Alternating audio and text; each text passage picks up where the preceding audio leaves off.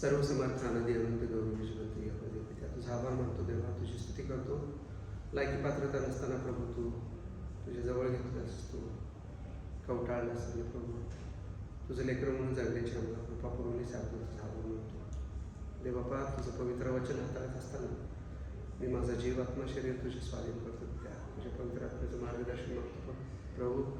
तुझा अभिषेक मी मागत आहे प्रभू श्री अशासाठी की प्रभू मी ज्या माझ्या योजनेनुसार नव्हे तर प्रभू दे बाप्पा, तू जे प्रगटीकरण दिलेलं आहेस प्रभू ते माझ्या थ्रू दे बाप्पा, तू आम्हा प्रत्येकासाठी जे दिलेलं आहेस ते प्रभू ते आम्ही ऐकण्याकरता प्रभू आज आलेलो आहोत. येशू ख्रिस्ता आम्ही तुला विनंती करतो की तू आमच्या अंतःकरणाशी बोल प्रभू दे बाप्पा, आमच्या अंतःकरणाचे डोळे उघड दे बाप्पा, अशासाठी की तुझं गौरव आम्हाला पाहता यावं, तुझ्यावरती अधिक अधिक प्रीती करता यावी आणि जेव्हा तुला आम्ही आमचं जीवन समर्पित करता यावं असं होऊ दे बाप्पा.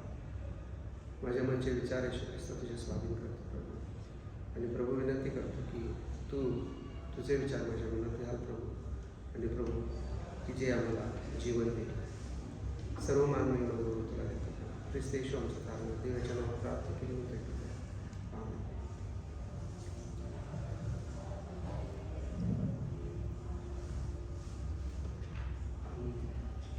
आजचा जो विषय निवडलेला आहे तो यरूशलेमसाठी प्रार्थना करा असा बायबलमध्ये ते वचन आहे. आणि सध्याची जी परिस्थिती आहे जगातली, ती परिस्थिती त्या परिस्थितीकडे बघितलेलं असताना किंवा बघत असताना रोज काहीतरी न्यूज येतात आणि या सगळ्या गोष्टी बघत असताना मनात एकदम ते वचन आलं. मग म्हटलं यरूशलेमसाठी प्रार्थना करा असं एक वचन आहे, ते शोधून काढलं. त्यानंतर मग 122 स्तोत्र मिळालं आणि ते वाचल्यानंतर मग बऱ्याच दिवसांपासून आणि डोक्यात वळत होतं की यरूशलेमसाठी प्रार्थना करणं का दाविदानं विनंती केली. आणि हे बघत असताना आपण 3 गोष्टी बघणार आहोत. एक म्हणजे की जेव्हा ही गोष्ट दावीद बोलला तेव्हाची यरूशलेमची परिस्थिती, त्यानंतर प्रभू येशू ख्रिस्त पृथ्वीवर असतानाची यरूशलेमची परिस्थिती आणि आजची परिस्थिती, आणि त्याचं आपल्या जीवनाशी किंवा मंडळीशी असलेलं रिलेशन.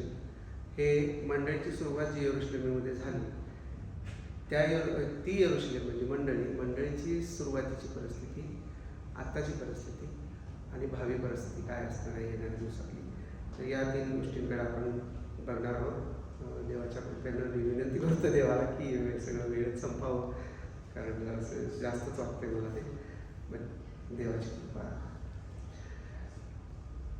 जेव्हा दावीद परत एकदा स्तोत्र 122 वाचतो आणि मग आपण सुरू करू.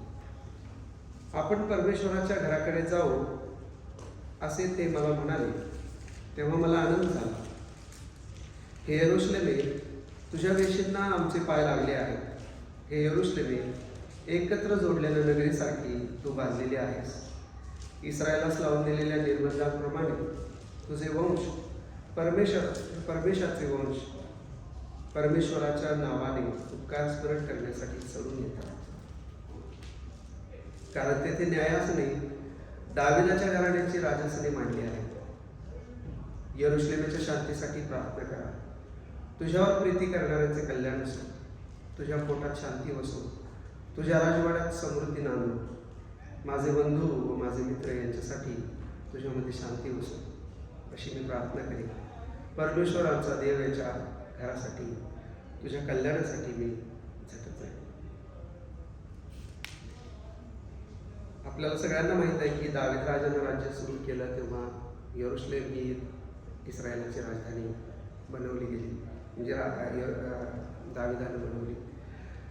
पण यरूशलेम हे काय तेव्हा एक्झिस्ट झालं नाही, तेव्हाच त्याची सुरुवात झाली नाही. यरूशलेमची सुरुवात त्याच्या आधी झाली होती. जर आपण जेनेसिस 14व्या अध्यायामध्ये जर बघितलं 18 वर्षामध्ये, तर त्या ठिकाणी पहिल्यांदा यरूशलेमचा उल्लेख केलेला आहे. त्या ठिकाणी शालेम या नावाने उल्लेख केलेला आहे. ज्यावेळेस अब्राहम सदोम आणि गमोराच्या त्या राजांसोबत त्यांना घेऊन ज्या दुसऱ्या राजांना लढण्यासाठी गेला होता आणि लढाई जिंकून जेव्हा आल्यानंतर येताना मल्कीसदेक आला, भाकर आणि द्राक्षरस घेऊन तो त्याला भेटायला आणि त्याला आशीर्वाद दिला.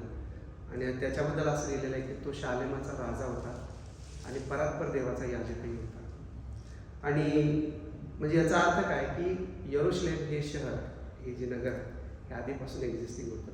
मग त्या काळात कोणते लोक राहत होते त्या ठिकाणी, तर बायबलमध्ये त्याच अध्यायामध्ये पुढे जाऊन असं लिहिलेलं आहे की त्या ठिकाणी यबुसी लोक राहत होते. ज्यावेळेस मला वाटते आपण सर्वजण उपस्थित होतो, ज्यावेळेस पास्टर थॉमस जॉन्सन आले होते, तेव्हा त्यांनी त्या 7 लोकांबद्दल, यबुसी, हित्ती, बरेजी, हे जे सगळे 7 लोक होते, जे ट्राईब्स होते, त्यांच्याबद्दलचा दिलेला संदेश होता, त्यांचे कॅरेक्टरिस्टिक्स पण सांगितले होते.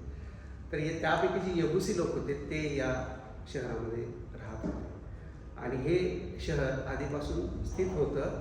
त्यानंतर जेव्हा यरूशलेम म्हणजे इस्रायल लोक त्या कनान देशामध्ये आले, त्यानंतर मग त्यांची जशी वाढ झाली आणि मग त्यानंतर दाविदापर्यंत जेव्हा ते सगळं वाढलं इस्रायल राष्ट्र, आणि मग राजा जेव्हा दावीद झाला तेव्हा दाविदानं त्या ठिकाणी यरूशलेमला हे केलं, राजधानी केली.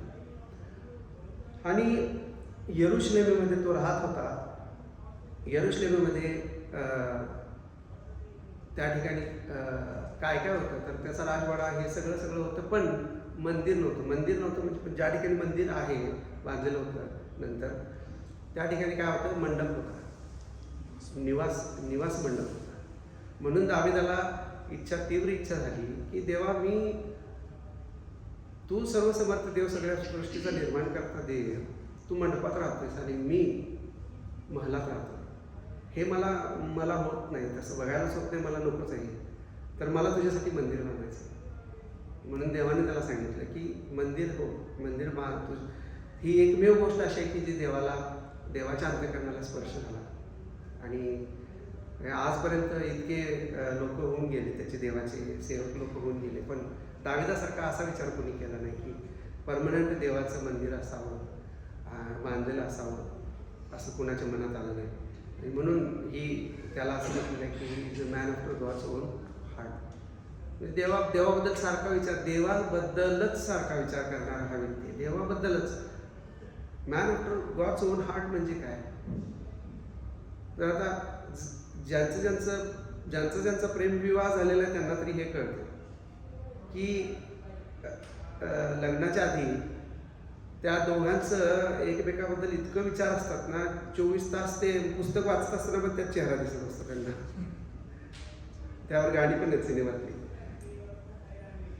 एवढं ते इतकं तीव्रता असते त्यांच्या प्रेमामध्ये. तसं दाविदाचं देवाबद्दलचं एवढं प्रेम होतं की त्याच्या मनात, त्याच्या अंतःकरणात नेहमी देव होता. म्हणून त्याला कसं म्हटलेलं आहे की man of God's own heart. आणि तो देवाला जे योग्य वाटते, देवाला जे चांगलं वाटते तो विचार करत असायचा, तेच तो बोलायचा. तो म्हणतोय की जे माझे शत्रू ते देवाचे शत्रू व्हावेत. आता सर्वसाधारणतः जर बघितलं तर लोकांचं म्हणणं काय असतं माहिती आहे की माझा एखाद्याबरोबर जर वाद असेल किंवा म्हणजे कट्टर शत्रू जर असेल एखादा माझा, तर माझी अशी प्रार्थना असते देवाकडे की देवा, तो माझा शत्रू आहे, तर तू त्याला काहीतरी कर, म्हणजे तो तुझा शत्रू व्हायला पाहिजे. पण दावीद काय म्हणतोय, देवा, जो तुझा शत्रू आहे तो माझा शत्रू, त्याला मी माझा शत्रू मानतो. जो तुझा मित्र आहे तो माझा मित्र आहे, जो तुझ्यावर प्रीती करणार आहे त्याच्यावरती मी प्रीती करेन. त्याने मला काहीही केलं तरी हरकत नाही, पण मी त्याच्यावरती प्रीती करणार, कारण तुझं त्याचं सख्य आहे. आणि तू जर एखाद्याला चांगलं ठरवतोस तर त्याला मी वाईट कसा ठरवतो. एवढं देवाबद्दल तो म्हणजे काय म्हणतात ना की एक विचार, समविचारी लोक असतात तशा पद्धतीचं देवाचं की त्याचं मन आणि विचार एकसारखे झाले होते. एवढा तो देवाबद्दल आवेश होता. आणि आज पण जर आपण इस्रायल लोकांना जाऊन जर विचारलं की बाबा तुम्हाला म्हणजे इस्रायल देशाबद्दलचं जर चांगलं व्हावं असं जर तुम्हाला वाटतं तर नेमकं कसं, म्हणजे काय व्हावं असं जर प्रश्न विचारला तर आजही ते म्हणतात की दाविदाचं राज्य यावं. दावीद जेव्हा राजा होता ना, आता जर समजा एक ग्राफ केला तर इस्रायल राष्ट्र सुरुवात होण्यापासून त्यांचे चांगले दिवस म्हणजे पीकला जेव्हा होतं ते दावीद जेव्हा राजा होता तेव्हा. आणि जेव्हा दाविदाचं राज्य संपलं तेव्हापासून घसरती उतरती काळा लागला. ते तिथंपर्यंत की जसं होत्याचं नव्हतं झालं, म्हणजे सगळं संपलं. आता परत इस्रायल लोक म्हणजे जेव्हा जेव्हा जिथं जिथं ते विखुरले गेले, पसरले गेले, जिथं जिथं ज्या ज्या राष्ट्रात ते राहिले लोक, त्या प्रत्येक ठिकाणी ते लोक आजही तीच प्रार्थना करतात, देवा आम्हाला ते दाविदाचं राज्य हवं आहे, दाविदासारखा राजा हवा आहे, तो दाविदच राजा हवा आहे असं. म्हणून येशू ख्रिस्ताबद्दल केलेली भविष्यवाणी जी आहे की दाविदाच्या कुळातून तो येणारा राजा आहे, दाविद पुत्र येशू ख्रिस्त आहे. म्हणून जर राज्य ज्यांनी ओळखलं ख्रिस्त आल्यानंतर, त्यांना त्याचं राज्य दिसलं, पण त्यांना ते दिसलं नाही. आज जर येरुशलेमेचं किंवा इस्रायल राष्ट्राकडे जर बघितलं तर एक मंडळीचं आणि इस्रायल राष्ट्राचं एक साम्य मी या ठिकाणी सांगण्याचा प्रयत्न करतोय की अभिमानानं ते पॉलिटिशियन्स आणि काही लोक बोलतात अभिमानानं की the only democratic country or democracy in the gulf किंवा middle east is Israel. Israel हे एकमात्र लोकशाही असलेला देश या मिडल ईस्टमधला आहे, हे गोष्ट अभिमानानं सांगतात. पण जे खरे विश्वासणारे आहेत इस्रायल लोक, खरे जे आजही देवावरती, यहोवा देवावरती विश्वास ठेवतात आणि त्याच्या इच्छेप्रमाणे जगायचं, त्यांना हे अजिबात मान्य नाही आहे. कारण राजा देव निवडायचा आधी.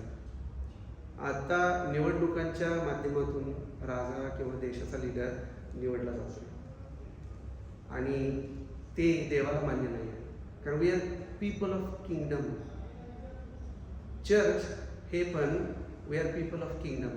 आवर किंग इज जीसस क्राइस्ट. आपण जेव्हा प्रभूची प्रार्थना म्हणतो, तुझं राज्य येईल, दाय किंगडम कम. मग किंगडमच असायला पाहिजे अशी देवाची इच्छा आहे. पण आत्ता जर चर्चेसमधलं जर वातावरण जर बघितलं ना, तर निवडणुकीचं वातावरण इतकं भयंकर असते, अरे बापरे. म्हणजे इंडियामध्ये मी बघितलंय, पोलीस गाड्या तैनात केलेल्या असतात आणि माझ्या आयुष्यात मी एकच मतदान केलंय, ते पण ते चर्चचं, आणि दुर्दैवानं स्वास्तिकचा शिक्का हातात होता, शिक्का मारायला चर्चच्या इलेक्शनला. ह्याच्यापेक्षा दुर्गती, दुरावस्था चर्चची मंडळीची काहीच होऊ शकत नाही. एवढं वाईट, म्हणजे ह्याच्यापेक्षा वाईट काहीच होऊ शकत नाही. एखाद्या चर्चचं जर किंवा वाईट करायचं असेल किंवा एखाद्या व्यक्तीचं वाईट करायचं असेल, तर इस्रायल देश डेमोक्रॅटिक असल्याचं जर शेकी मिरवत असेल तर देव म्हणते की शेम ऑन यू, कारण मी तुमचा राजा आहे हे तुम्ही धिक्कारलेलं आहे, तुम्हाला तुमच्या पद्धतीनं राज्य चालवायचं आहे. आता या ठिकाणी आपण जसं या वचनात वाचलं की तो स्वतः यरुशलेमेत राहत असताना सुद्धा जेव्हा जेव्हा मंदिराला जायचा, म्हणजे ते निवास मंडप असायचं, तेव्हा लोक बोलवायचेत ना की बाबा आता जायचं.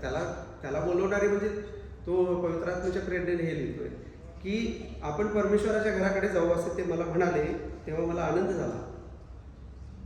म्हणजे तो नेहमीच उत्सुक असायचा देवाच्या भेटीसाठी. आणि तो असं पुढं जाऊन म्हणतो की हे यरुशलेमे, तुझ्या वेशींना आमचे पाय लागले आहेत, हे यरुशलेमे, एकत्र जोडलेल्या नगरीसाठी तू बांधलेली आहेस. हे जर हा मी मॅप इथं असा हे केलेला आहे, डिस्प्ले केलेला आहे की यरुशलेमेची भिंत आहे, कोट आहे. त्या काळात आपल्याला माहीत आहे की सगळ्या ज्या नगर असायचे त्या एरियातले, तर त्या कोट असायचे. हे सगळ्यांना माहिती आहे, आपल्याला यरिहोचं गोष्टीमुळं सगळ्यांनाच माहीत आहे. तर यामध्ये 12 गेट आहेत आणि ह्या गेट्सना नावं कधी दिलेली आहेत हे माझ्या तरी वाचनात कधी आलं नाही. नेहमीच्या पुस्तकामध्ये याचं पहिलं वर्णन सापडलं, पण त्याच्या आधी कुठं असं या संदर्भात लिहिलेलं मला ऐकायला किंवा वाचायला कोण मिळालेलं नाही.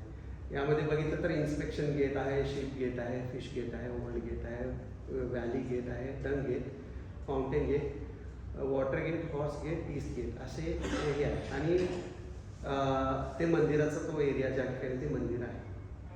तर मी जेव्हा पहिल्यांदा नेहमीच्या पुस्तकासंदर्भात अभ्यास करत होतो, तेव्हा हे जेव्हा मी चित्र बघितलं, तेव्हा मी असा विचार केला, फक्त याच्यावरती जर डोकं लावलं, हेड जर त्याच्यावरती बसवलं मान वरती, आणि इन्स्पेक्शन गेट आणि ते ओल्ड गेट जे आहे त्या भागामध्ये जर हात जोडले आणि खाली इकडे जर पाय जोडले तर एका माणसाचं मधला जो भाग आहे ज्याला ट्रंक म्हणतो आपण, ट्रंक आणि ॲब्डॉमिनल रिजन, हा जर भाग बघितला तर हा भाग असा आहे, असा मला एकंदरीत निदर्शन आहे.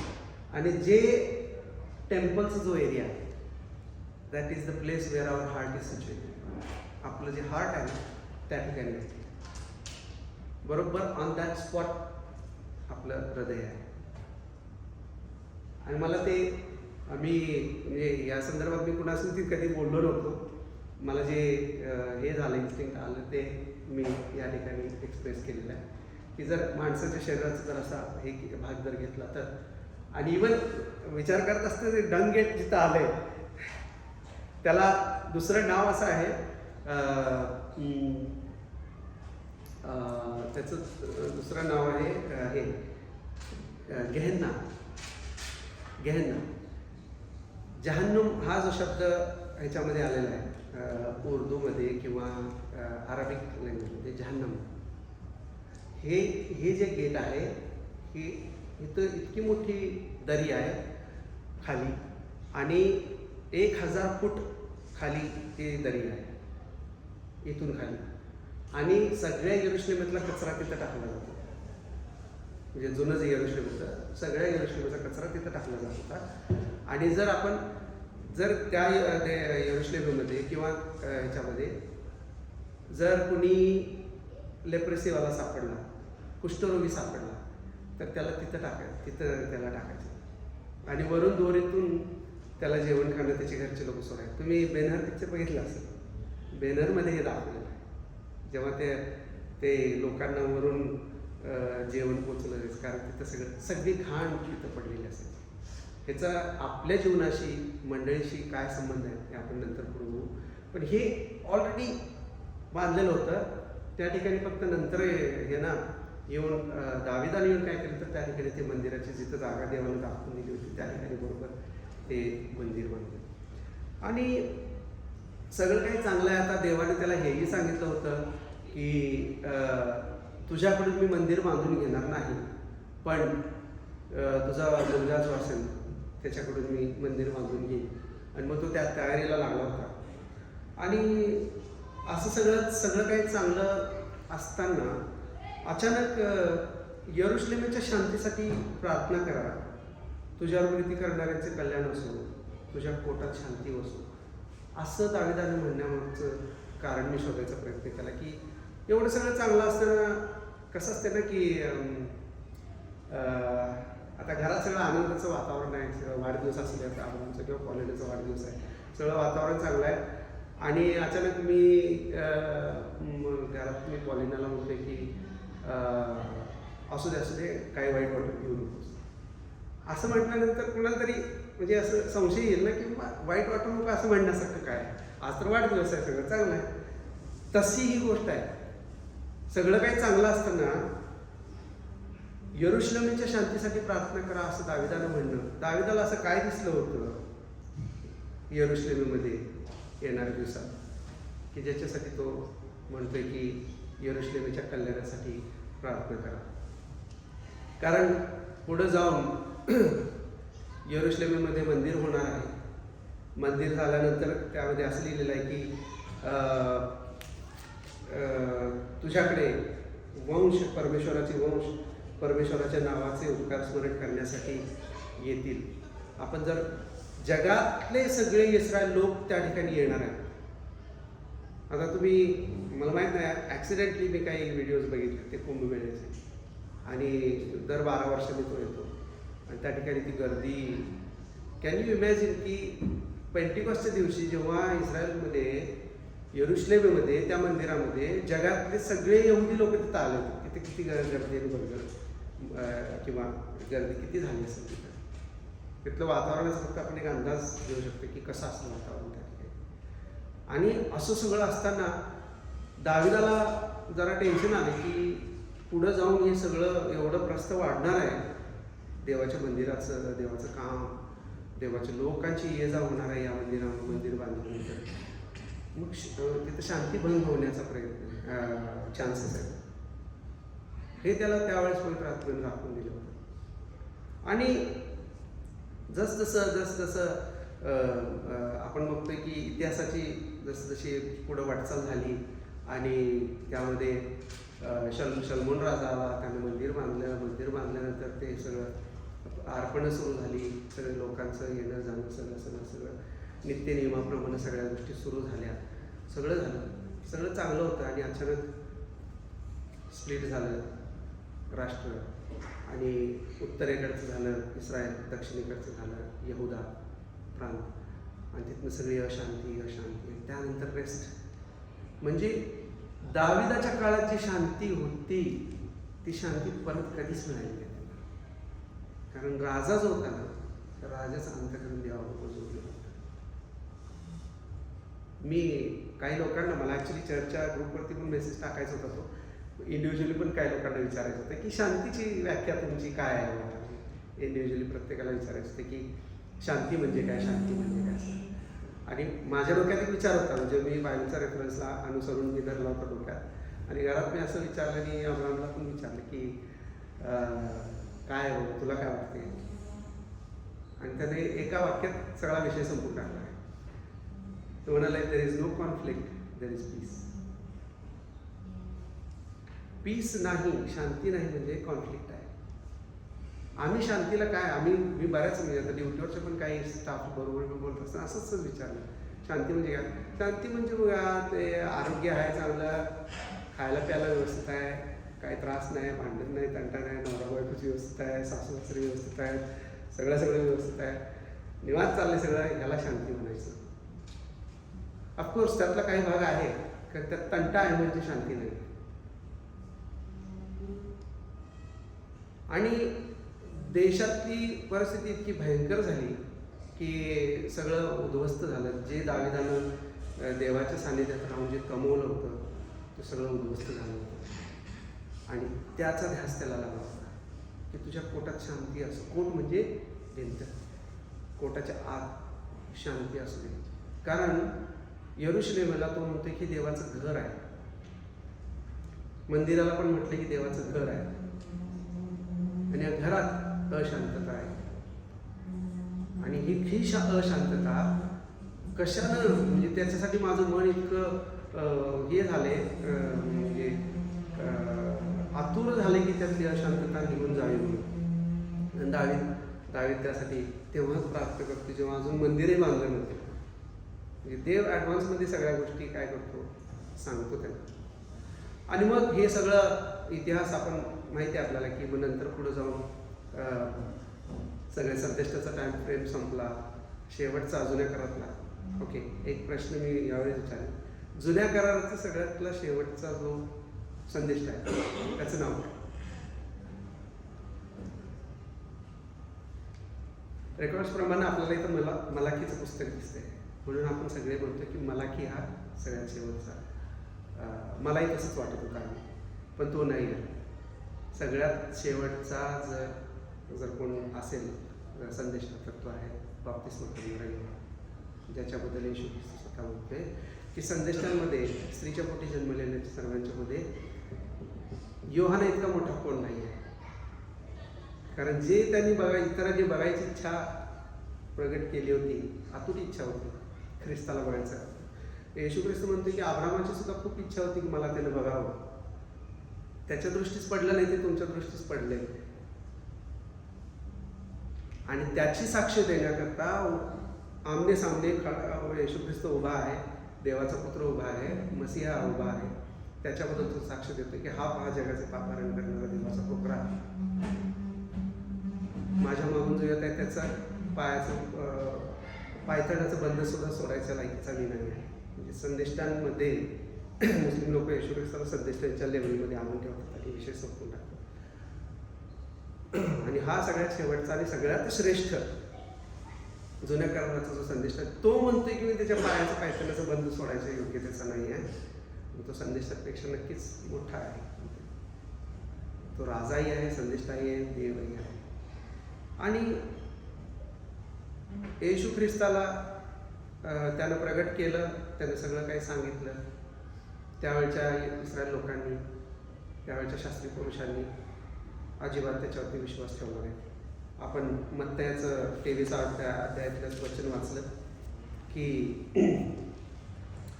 यरुशलेमे यरुशलेमे संदेष्टांचा घात करणारे व तुझ्याकडे पाठवलेल्यांना धोंडमार करणारे, जशी कोंबडी आपली पिले पंखांखाली एकवटते तसे तुझ्या मुलाबाळांना एकवटायची कितीदा तरी माझी इच्छा होती, पण तुमची इच्छा नव्हती.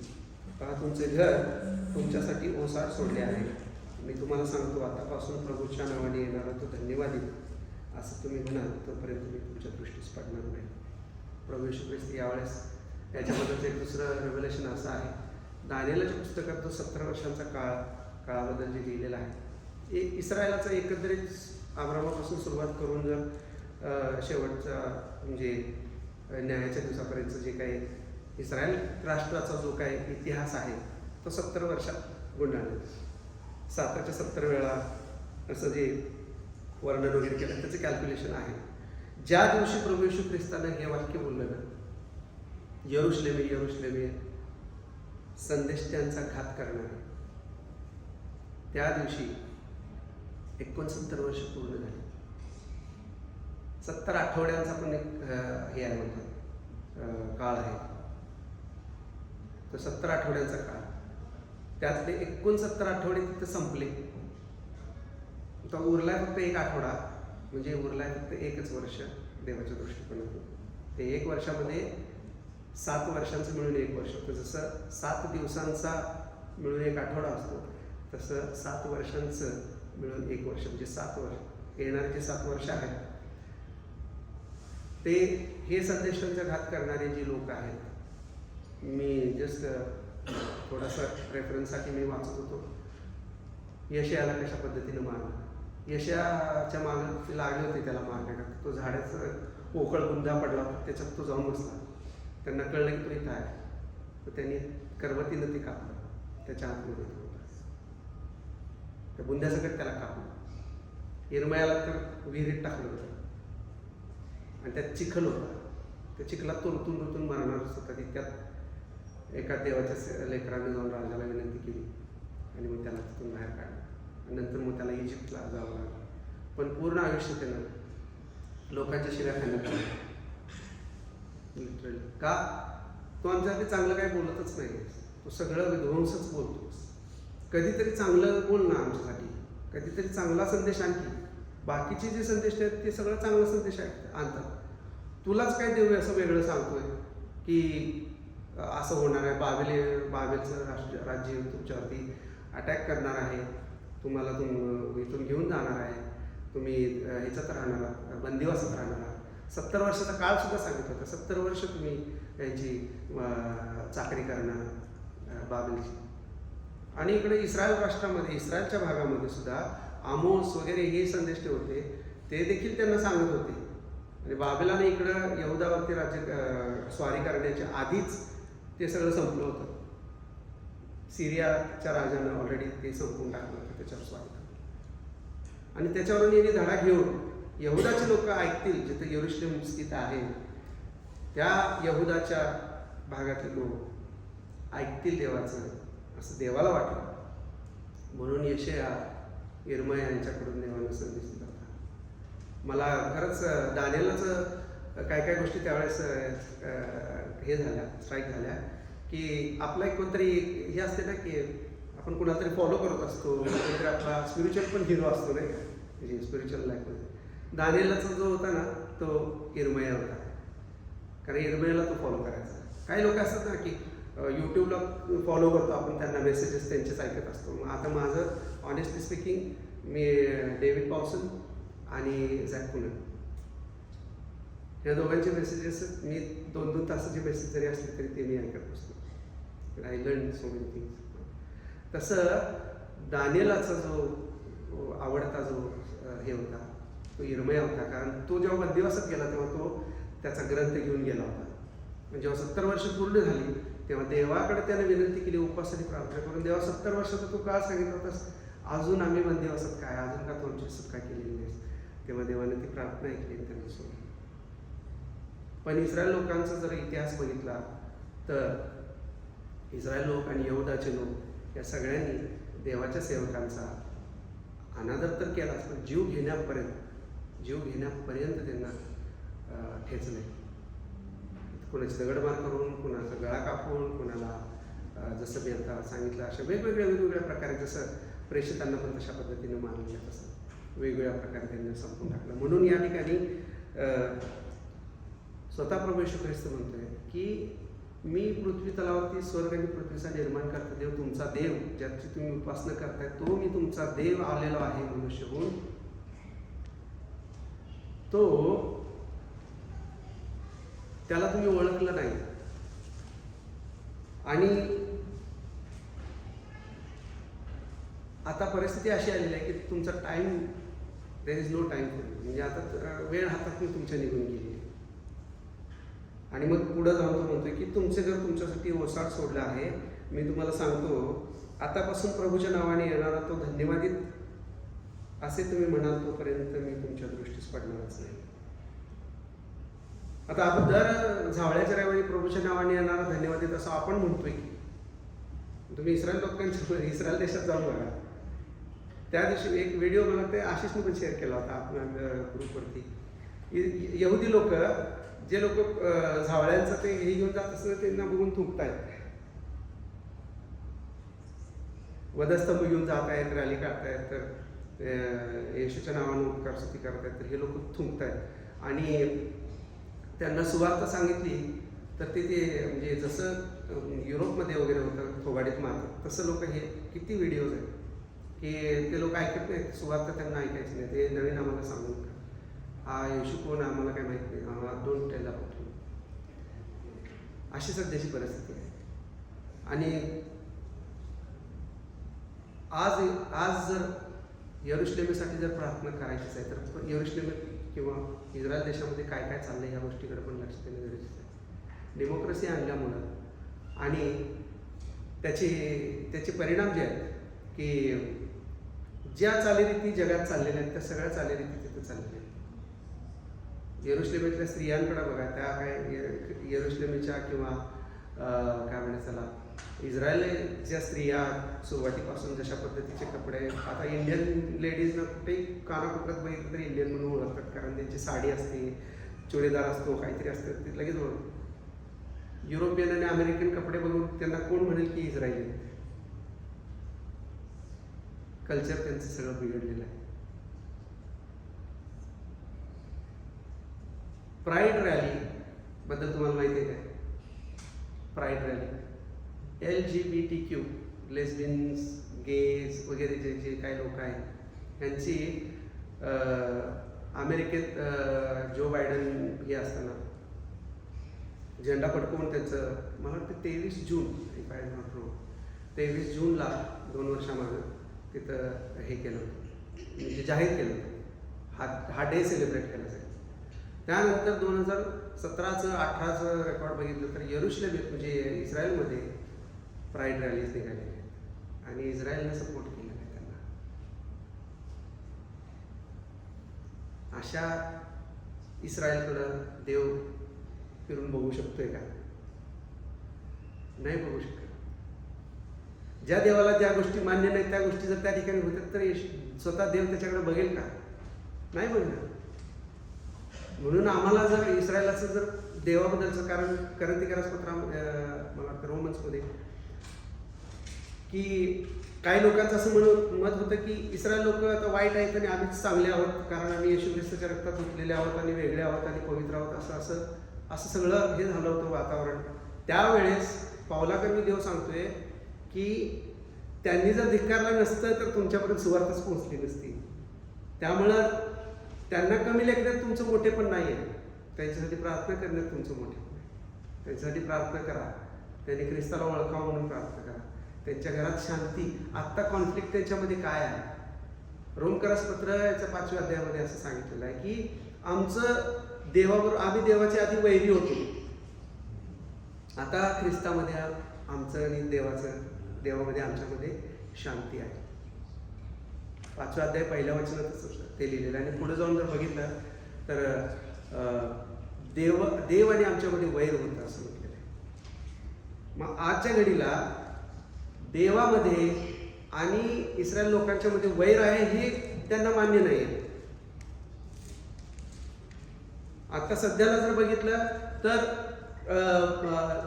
टेम्पल इन्स्टिट्यूट तयार आहे. टेम्पल इन्स्टिट्यूटने सगळं प्लॅन केलेलं आहे की मंदिर कसं बांधायचं, कुठं बांधायचं, सगळं प्लॅन तयार आहे. आता ते परमिशन मिळणं आणि येत्या काळात अँटिक्राइस्टच्या द्वारे ते होणार आहे, हेही बायबलने सांगितलेलं आहे आणि ते होईल पुढे जाऊन. पण ह्या सगळ्या जरी घडामोडी होत असल्या तरी देवाबरोबर त्यांचं सख्य नाही आहे, देवाबरोबर त्यांचं वैर आहे, देवाचे वैरी आहेत ते. आणि त्यासाठी आम्हाला मंडळीला प्रार्थना करणं त्यांच्यासाठी खूप गरजेचं आहे. कारण त्यांचा इतिहास आम्ही वाचून आम्हाला ख्रिस्ताचा गौरव करते, देवाचा गौरव करते. आम्ही बायबल म्हणून जे वापरतो तो तोराचा भाग आहे, सगळा तोरा आमच्याकडे आहे. आणि प्लस संदेशांची पुस्तकं आणि प्लस नवीन करार, गॉस्पल आहे, पत्र आहे आणि रेव्हेलेशनचं पुस्तक आहे. जे गॉस्पल्स आणि रेव्हेलेशन आणि पत्र हे त्यांनी धिक्कारून दिलेले आहेत, इस्रायल लोक मानत नाही. पेत्राला ते देवाचं सेवक किंवा काय तो पॉल असं म्हणतो, आम्हाला सांगू नका त्याचं कौतुक. अशी परिस्थिती असताना आम्हाला त्यांच्यासाठी प्रार्थना करणं खूप गरजेचं आहे की देवा, हे तुझे निवडलेले लोक आहेत, त्यांना तू वेगळं केलंस, तू तुझं गौरव प्रकट करण्याकरता, जगाला दाखवण्याकरता की मीच एक सर्वसमर्थ देव आहे, मीच तुमचा निर्माण करता सगळ्या जगाचा, हे जगाला दाखवण्याकरता तू या लोकांना अशा परिस्थितीतनं, म्हणजे असं तू त्यांना निर्माण केलंस आणि अशा परिस्थितीतनं त्यांना आणलंस आणि प्रत्येक वेळोवेळी त्यांच्या जीवनाद्वारे त्यांच्या जीवनात चमत्कार करून, त्यांना वाचवून, त्यांना प्रोव्हाइड करून, त्यांचं प्रोटेक्शन करून तू जगाला हे सिद्ध करून दाखवलंस की ह्यांचा जो देव आहे, जो सांभाळणार आहे ना, तोच सगळ्या पृथ्वीतलावरच्या लोकांचं निर्माण करत आहे. सगळ्यांनी देवाला ओळखावं. मी एका माझ्या मित्राला प्रश्न विचारला होता की देवाने इस्रायल लोकांना जगभर का पसरलं, एकाच ठिकाणी का नाही ठेवलं? तर देवाची इच्छाच ही होती की ज्या ठिकाणी ते जातील त्या ठिकाणी त्यांनी त्या देवाला प्रगट करावं आणि त्या लोकांना ते कळावं की स्वर्ग आणि पृथ्वीचा निर्माण करता आमचा जो देव आहे, ज्याची आम्ही पूजा करतोय ते देव नाही आहे, तर हा जो यांचा देव आहे तो खरा देव आहे. म्हणून नबुकदनेस्सर जेव्हा त्यानं ते अनुभव घेतला देवाचा, तेव्हा एक अध्याय आहे जो आरामाईक भाषामध्ये लिहिलेला आहे, जो मला वाटतं 11वा अध्याय की मला नक्की आठवत नाही, पण बहुतेक 11वा अध्याय असावा दानिएलचा, जो नबुकदनेस्सर राजानं आरामाईकमध्ये लिहिलेला आहे. म्हणून जुन्या कराराचा जो भाग आहे ते लिखाण जे आहे ते हिब्रू आणि आरामाईकमध्ये म्हटलेलं आहे. आरामाईकमध्ये लिहिले गेलेलं जे आहे ते नबुकदनेस्सर राजाचं लिखाण आहे. आणि म्हणून देव स्वतः त्याला माझा सेवक पण म्हणतो. त्यानं ओळखलं आणि देवाला, यहुद्यांच्या देवाला आपला देव मानतो. आणि हे सगळीकडं घडावं. जसं दानिएलानं देवाला प्रगट केलं, देवाचं गौरव केलं, तसं प्रत्येक कुटुंबानं, प्रत्येक व्यक्तीनं ज्या ज्या ठिकाणी तुम्ही राहता, ज्या ज्या कानात तुम्ही पाठवलेलं आहे, त्या प्रत्येक ठिकाणी तुम्ही गौरव करावं आणि देवाला ओळखावं ही देवाची इच्छा होती. म्हणून त्यांना देवानं प्रस्तावलं होतं.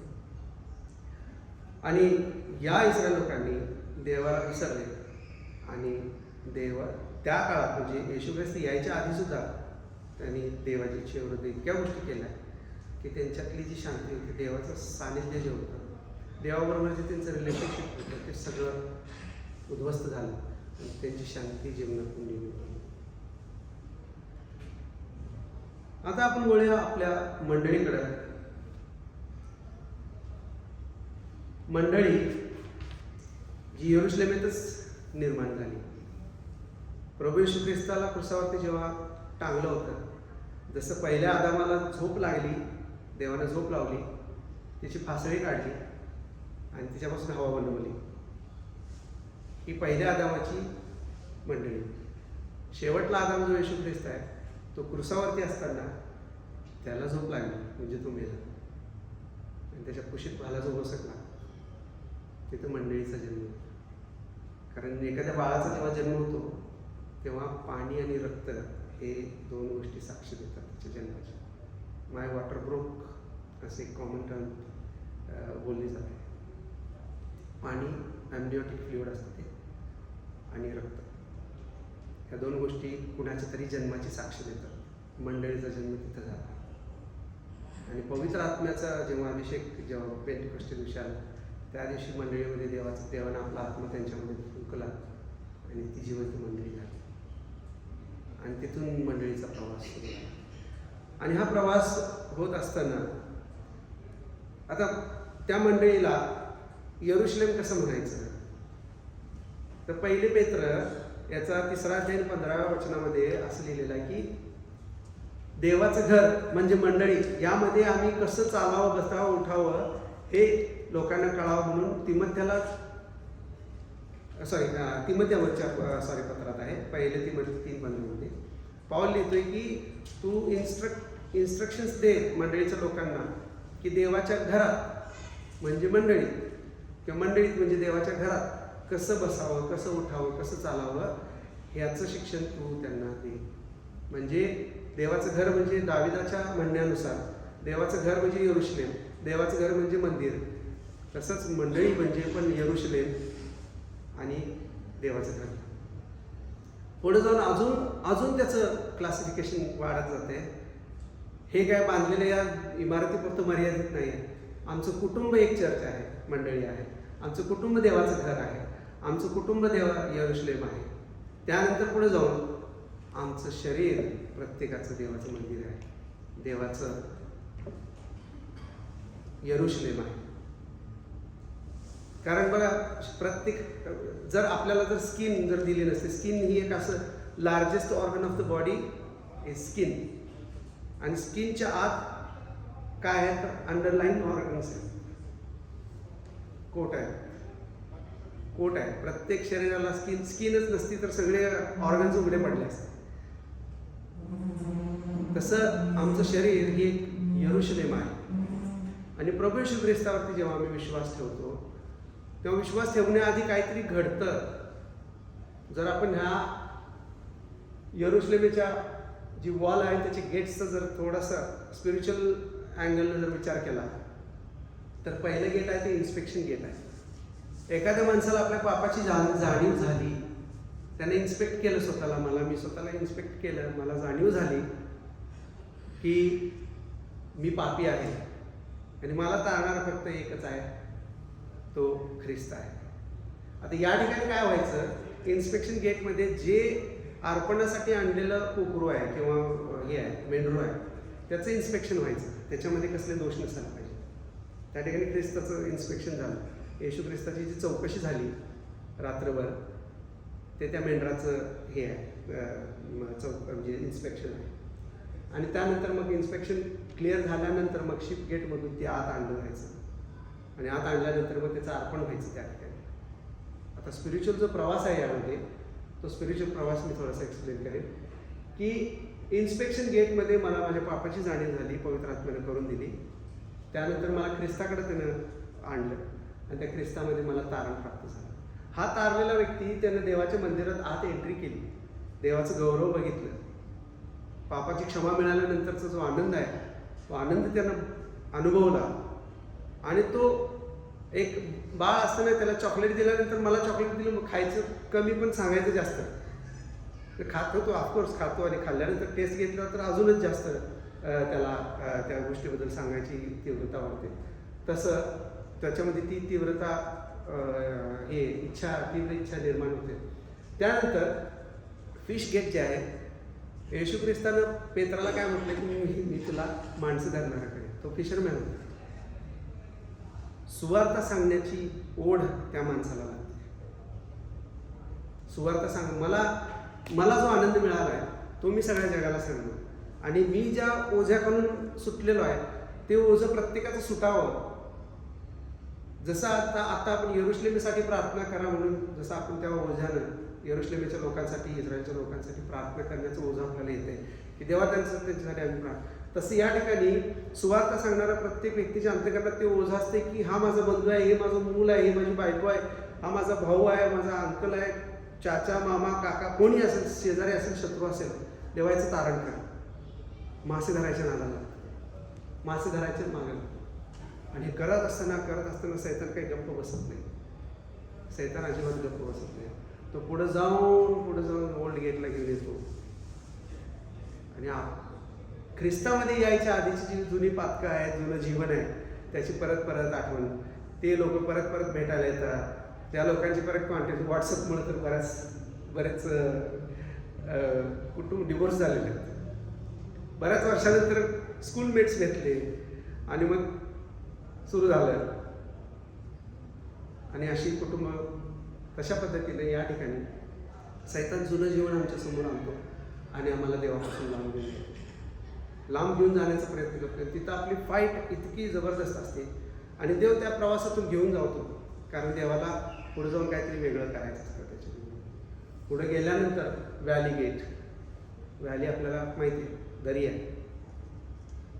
त्याच्या डेप्थमध्ये इतकं जातो आपण की असं एकदा तुम्ही कुठल्याही जगातल्या देवाच्या सेवकाला विचारा की तुझ्या या प्रवासामध्ये नेहमीच तू असा इन्क्लाइनिंग फेजमध्ये राहिलायस का, नेहमीच असा चढत गेलायस का विश्वासात? नाही. एक वेळा अशी आलेली आहे की तो पूर्ण त्याने विश्वासच टाकून दिलाय की काय असं झालं. ते पडलेले आहेत आणि असं पडत झडत जीवन सुरू होतं आणि अशा एका ठिकाणी येतं की जीवन डंग येत, आता इथलं एक्झिटच व्हायचं आहे, केर कचरा म्हणून टाकून द्यायच्या लायकीचं आहे की काय, असं एकदा जीवन देवाचं सानिध्य निघून गेलेलं आहे. देव माझ्या बसलेला आहे की काय, मी देवापासून लांब गेलोय, मी पडलोय. आणि पवित्र आत्मा ही गोष्ट सारखी जाणीव करून देत असते की तू देवापासून लांब चाललेला आहेस, तू देवापासून लांब चाललेला आहेस. आणि हे जे डेप्थ आहे ना, जसं योना माशाच्या पोटात म्हणजे समुद्राच्या तळात खाली त्याने पश्चाताप केला, तसं जेव्हा माणूस जेव्हा तो पडतो किंवा देवापासून लांब असलेलंच त्याला जेव्हा जाणीव होते, तेव्हा जर तो तिथं बसून जसा योनानं पश्चाताप केला तसा जर तू पश्चाताप करतो तर त्याच्या जवळच अगदी नेक्स्ट गेट आहे, फाउंटेन गेट आहे. पवित्र आत्म्याचा उफाळा, अभिषेक त्यानंतर त्याला प्राप्त होतो. कारण त्यानं सगळे पडण्याच्या ज्या काही फेज आहेत किंवा ज्या डेंजर्स आहेत त्या सगळ्या फेजमधून तो गेलेला आहे. आणि तो आता इथं जर त्यानं परत देवाची पकड धरली, कारण विश्वासात चालत असताना ना की देवाच्या सेवकांना विशेष करून ना काही स्त्रिया फ्लर्ट करतात किंवा काही स्त्रिया देवाच्या वचनात वाढत असताना तर पुरुष लोक फ्लर्ट करतात. असं बरेच देवाचे सेवक पडलेले आहेत, अशा बऱ्याच देवाच्या सेविका पडलेल्या आहेत. आणि हा एक भाग झाला. त्यानंतर पैशाचं हे असतं, अचानक पैशावरती प्रेम उतू जातं आणि मग तो माणूस पैसे कमवण्याच्या मागे लागतो. त्यानंतर एक फेज अशी येते की मान सन्मानाची ओढ लागते. डोळ्याची वासना, देहाची वासना आणि संसाराविषयी शिक्षा, मान सन्मान ह्यामध्ये तो खूप हेवायला लागतो आणि तो त्या डंग गेटकडे ओढला जातो. अशा त्या खालच्या स्थितीपर्यंत येतो.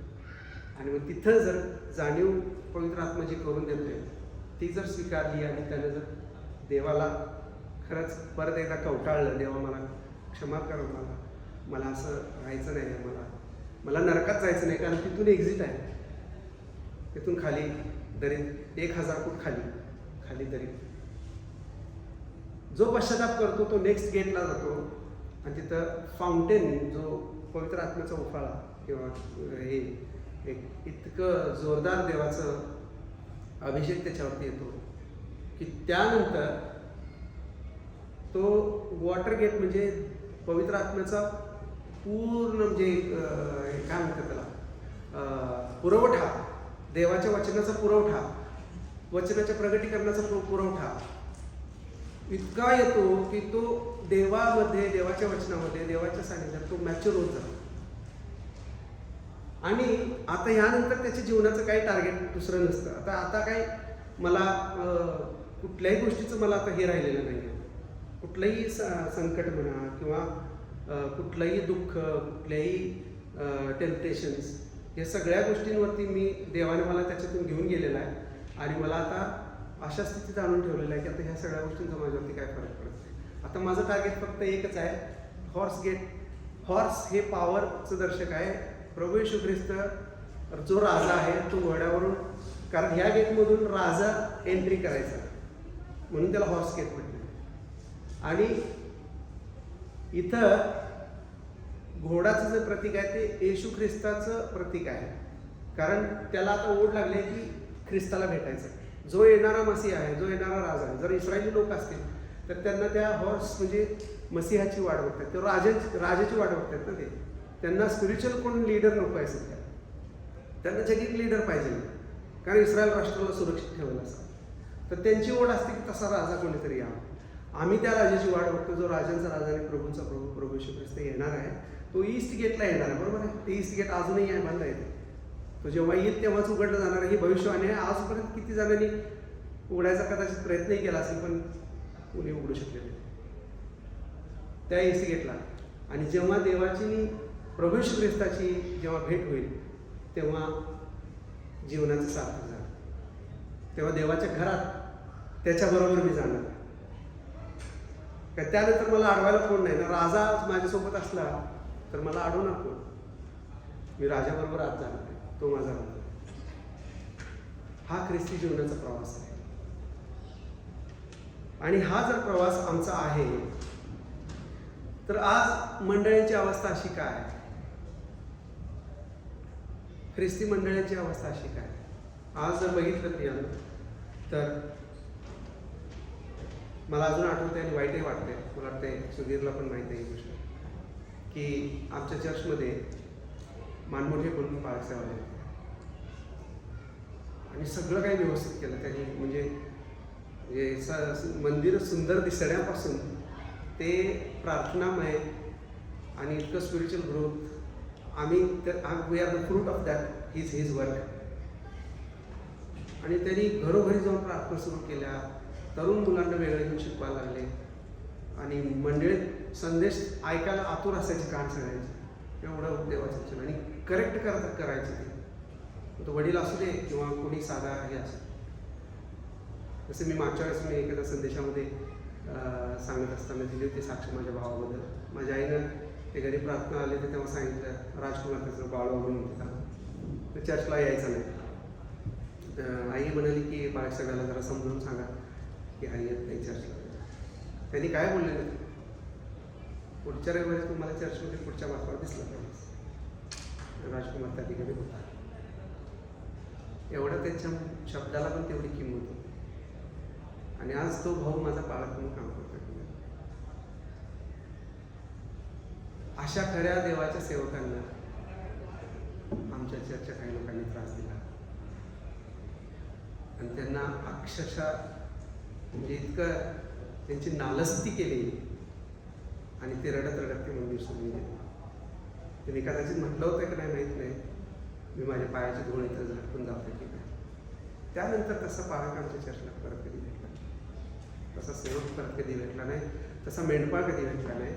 आणि आमचं चर्च आज अशा दुरावस्थेमध्ये आहे.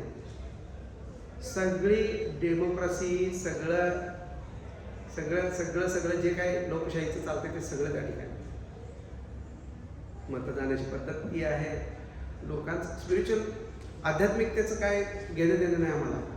ही गोष्ट अशी झाली. आता तर मी रिसेंटली एक पोस्ट बघितलं, काय एकत्रीकरण का काहीतरी युनिटी काहीतरी असं, त्यामध्ये हे पाळक साहेबांच्या बरोबर सेक्रेटरी वगैरे असे फोटो आहेत. जो सेवक येणार आहे त्याचा पण फोटो आहे आणि पॉलिटिकल लिडरचा पण फोटो आहे.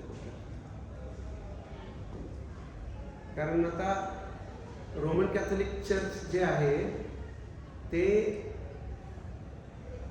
त्याची सुरुवातीची झालेली आहे ती पॉलिटिकल सपोर्ट घेतल्यानंतर ते वाढत गेलं आणि ते चुकीच्या डायरेक्शनने वाढत गेलं. लोकांनी आम्हाला त्रास देऊ नये म्हणून ख्रिस्ती लोक पॉलिटिकल सपोर्ट घ्यायचा प्रयत्न करतात. देवाचं त्यांना सामर्थ्य नको आहे, देवाचं प्रोटेक्शन नको आहे. का? कारण देव म्हणतोय की तुम्ही हे करू नका, तुम्ही ते करू नका, तुम्ही ते करू नका, मग मी तुमच्याबरोबर आहे. आम्हाला हे म्हणायचं की आम्ही हे पण करणार, ते पण करणार, ते पण करणार, पण तू आमच्याबरोबर चालायचं. देव कसं चालणार? नाही चालत देव. मग तू नाही तर राहू दे, आम्ही पॉलिटिकल लीडरला घेतो, तो आमचा सांभाळ करेल. ही चर्चेची अवस्था आहे. ह्या यरुशलेमचे आज जे जे छोटे छोटे यरुशलेम आहेत त्याच्यामध्ये शांती नाही आहे का? कारण आमचं सख्य देवाबरोबर नाही आहे, आमच्या देवामध्ये आणि आमच्यामध्ये ती हे नाही आहे, संबंध नाहीत प्रीतीचे. आमचा आणि देवाचा आता वैर झालेला आहे. तरी पण आम्ही हालेलुया प्रेज द लॉर्ड म्हणून चर्चमध्ये हात वर करून चांगलं प्रेज अँड वर्शिप पण चालतंय तिथं. पण देवाला काही त्या लोकांशी घेणं देणं नाही, त्या लोकांनाही देवाचं काही घेणं देणं नाही. प्रभू येशू ख्रिस्त काय म्हणतो की मी आपली शांती तुम्हाला देतो, जग देतं तशी नाही. जग जी शांती देतं ते तुम्हाला जे प्रोव्हिजन आहे, ते प्रोटेक्शन आहे, ते म्हणजे आता जसं पॉलिटिकल लीडर लोक त्यांच्या फायद्यासाठी जेवढं काही देत आहेत तेवढं ते देतात. प्रभू येशू ख्रिस्त जी शांती देतो ते पहिली गोष्ट काय देतो तर रिलेशनशिप, देवाबरोबरचं नातं परत जोडून देतो, रिकन्सिलिएशन. पित्याबरोबर पहिला जोडून देतो तो, त्यानंतर स्वतःची रायचियसनेस देतो, देवासमोर जाऊन उभं राहण्याचं धाडस. जोपर्यंत नीतिमान ठरत नाही तोपर्यंत देवासमोर जाऊन उभंच राहू शकत नाही. ती गोष्ट जगातले सगळे लोक, इतर जे धर्माचे लोक आहेत ते नीतिमत्ता मिळवण्याचा प्रयत्न करतात. जुना करार आम्हाला God is demanding righteousness from people. नवीन करार यिर्मयाच्या पुस्तकामध्ये 31व्या अध्यायामध्ये नवीन करार जो केला त्यामध्ये देव म्हणतोय की मी तुम्हाला नीतिमत्ता देतो. येशू ख्रिस्तामध्ये देवाने नीतिमत्ता फ्री दिलेली आहे, फक्त विश्वास करायचा. हा जुना आणि नवीन करारामध्ये सगळ्यात मोठा.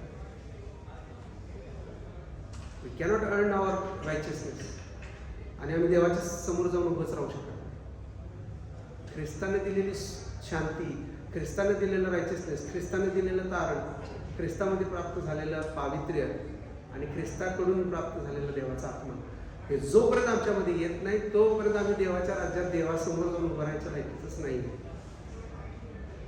आणि ही गोष्ट आमच्या जीवनात, आमच्या मंडळींमध्ये होत नाही आहे.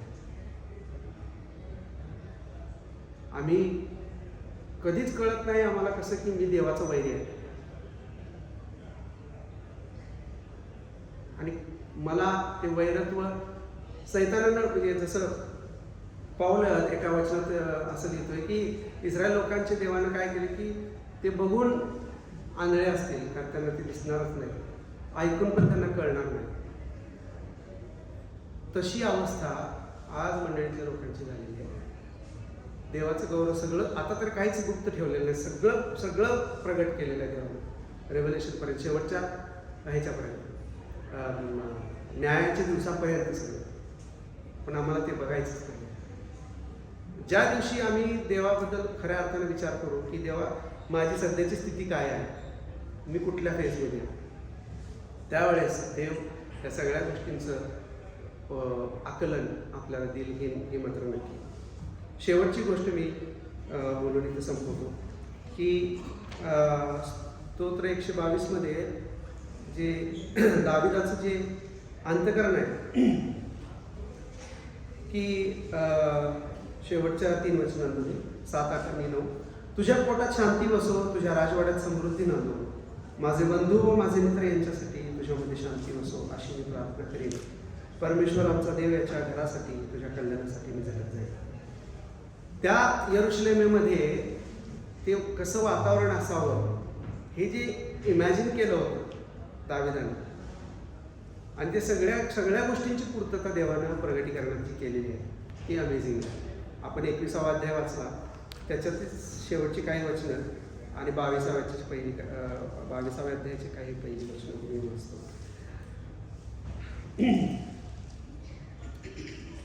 23 वचनापासून मी वाचतो. प्रगटीकरण 21वा अध्याय 23 आणि 22वा अध्याय 1 ते 5 वचन. नगरीला सूर्यचंद्राच्या प्रकाशाची आवश्यकता नाही, कारण देवाच्या तेजाने ती प्रकाशित केली आहे आणि हाच पोकरा तिचा दीप आहे. राष्ट्रे, आता इथं राष्ट्राच्या वरती 1 नंबर लिहिलेला आहे बघा, खाली त्याच्याबद्दल काय लिहिलेलं आहे, मुळात जी ट्रान्सलेशन आहे तर त्या ठिकाणी काय तारलेल्यांची राष्ट्रे, तारलेल्या लोकांची राष्ट्रे असे म्हटले. राष्ट्रे तिच्या प्रकाशाने चालतील आणि पृथ्वीवरील राजे आपले वैभव व सन्मान तिच्यात आणतील. तिच्या वेशी दिवसा बंद होणारच नाही, रात्र तर तेथे नाहीच. राष्ट्राचे वैभव व प्रतिष्ठा तिच्यात आणतील. तिच्यात कोणत्याही निषिद्ध गोष्टी आणि अमंगळपणा व असत्य आचरणारा इसम यांचा प्रवेश होणारच नाही. तर कोकऱ्याच्या जीवनाच्या पुस्तकात लिहिलेल्या लोकांचा मात्र होईल. नंतर त्याने देवाच्या व कोकऱ्याच्या राजस्थानातून निघालेली नगरीच्या मार्गावरून वाहणारी जीवनाच्या पाण्याची स्फटिकासारखी नितळ नदी मला दाखवली. नदीच्या दोन्ही बाजूंना 12 जातीची फळे देणारे जीवनाचे झाड होते. ते दर महिन्यास आपली फळे देते आणि त्या झाडाची पाने राष्ट्रांच्या आरोग्यासाठी उपयुक्त पडतात. पुढे काहीही शापित असणार नाही, तर तिच्यामध्ये देवाचे व कोकऱ्याचे राजस्थान असेल आणि त्याचे दास व दासी त्याची सेवा करतील. ते त्याचे मुख पाहतील व त्याचे नाव त्यांच्या कपाळावर असेल.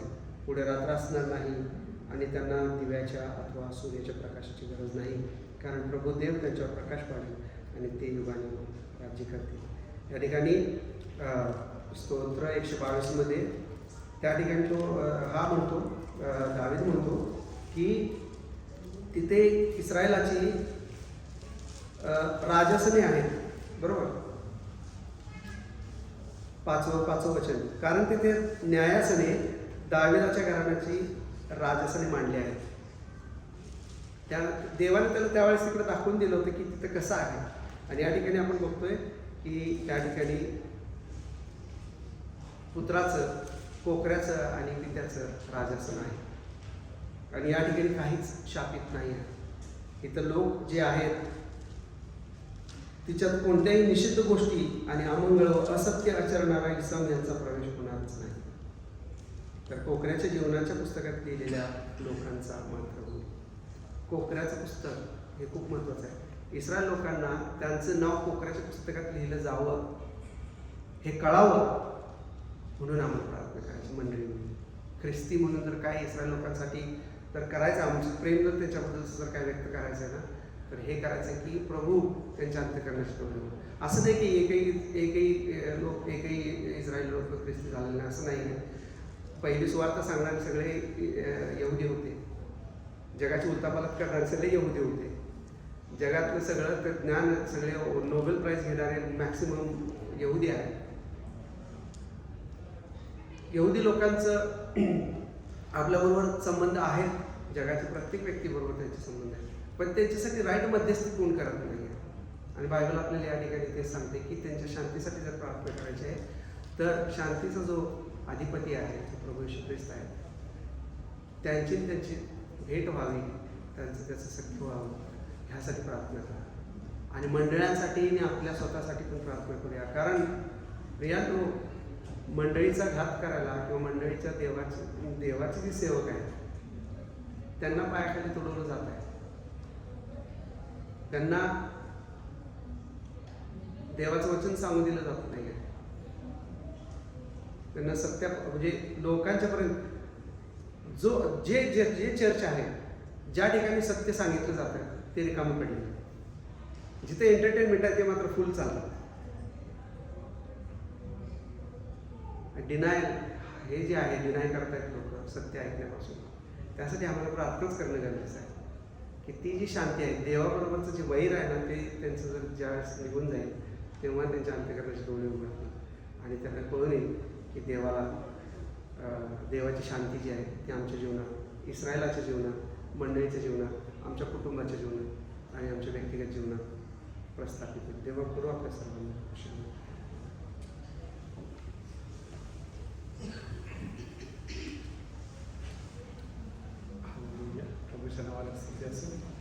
खरोखर या शेवटच्या दिवसामध्ये